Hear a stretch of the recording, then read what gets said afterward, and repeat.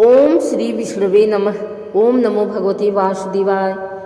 गुरुवार का पावन दिन स्वयं श्री हरि विष्णु बृहस्पति देव और माँ लक्ष्मी को अत्यंत प्रिय है।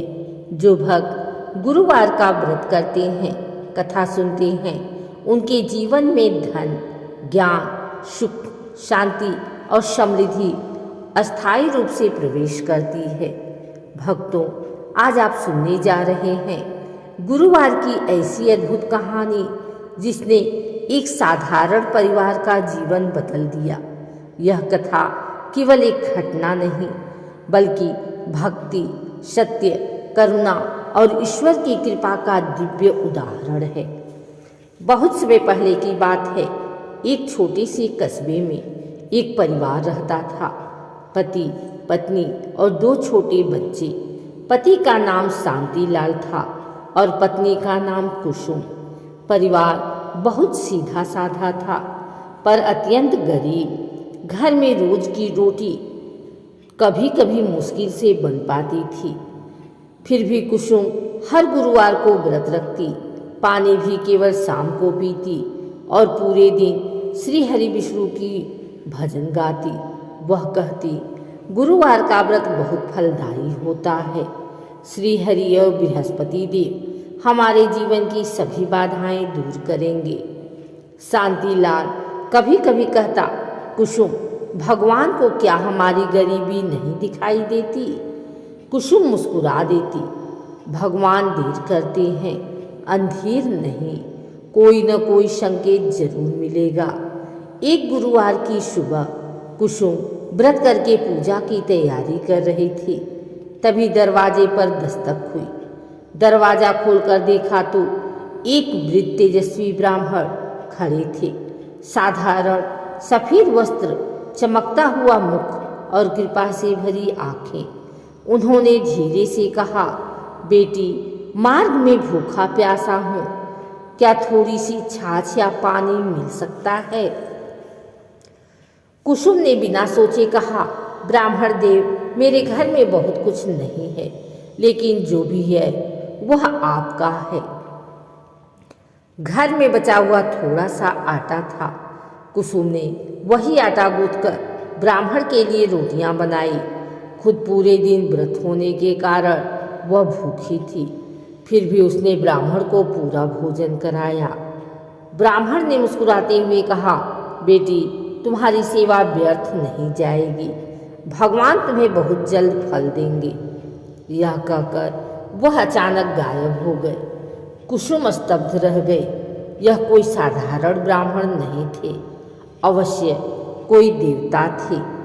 ब्राह्मण के जाने के बाद कुसुम ने देखा कि जहाँ वह बैठे थे वहाँ थोड़ी सी पीली मिट्टी पड़ी थी। कुसुम ने उसे बड़े आदर से उठाया और कहा, यह अवश्य शुभ संकेत है। उसने वह मिट्टी अपने तुलसी के गमले में डाल दी और आश्चर्य, कुछ ही दिनों में उस तुलसी का पौधा अत्यंत घना, हरा भरा और दिव्य रूप से चमकने लगा। घर में अचानक शांति और सौभाग्य का वातावरण बन गया। एक दिन पास के गांव में सत्संग हो रहा था। कुसुम को भी कीर्तन में बुलाया गया। वह मीठी आवाज में भजन गाती। लोग उसके स्वर में भक्ति और प्रेम महसूस करते।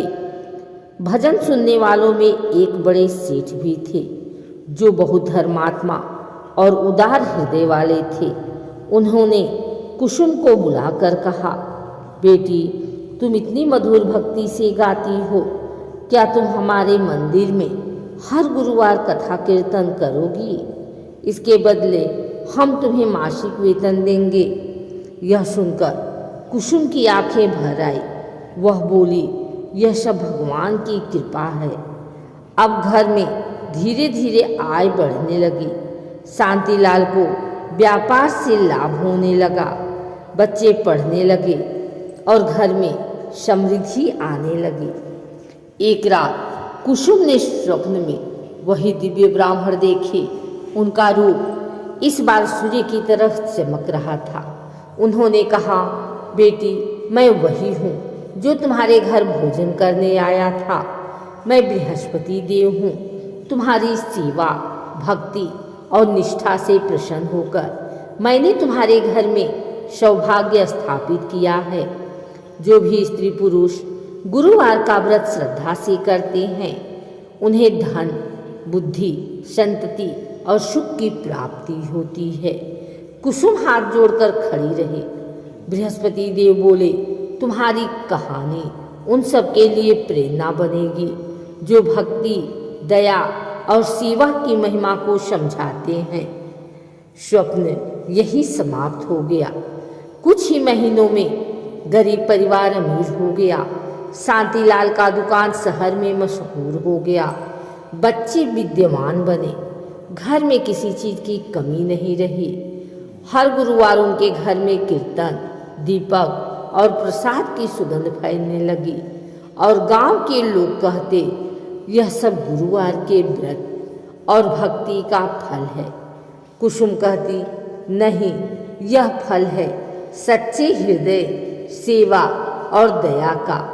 देवता वहीं आते हैं जहाँ प्रेम और विनम्रता हो। गुरुवार की अद्भुत कथा हमें सिखाती है, सच्ची भक्ति कभी व्यर्थ नहीं जाती। घर में आने वाला ब्राह्मण, साधु या अतिथि भगवान का स्वरूप होता है। गुरुवार का व्रत जीवन में स्थायी सुख लाता है। दया, करुणा और सेवा से ईश्वर प्रसन्न होते हैं। पीली वस्तुओं का दान और ब्राह्मण सेवा अत्यंत शुभ है। माँ लक्ष्मी वहीं अस्थायी रूप से बसती हैं जहाँ गुरुवार को झूठ, कटु वचन और अपवित्रता न हो। हे भगवान विष्णु, हे बृहस्पति देव, हे माँ लक्ष्मी, जिन जिन भक्तों ने यह कथा सुनी उनके घर में सुख शांति, धन सौभाग्य, आरोग्य और शांति का वास हो। उनकी सभी मनोकामनाएं पूर्ण हो। घर परिवार खुशहाल रहे और जीवन में कभी भी अंधकार न आए।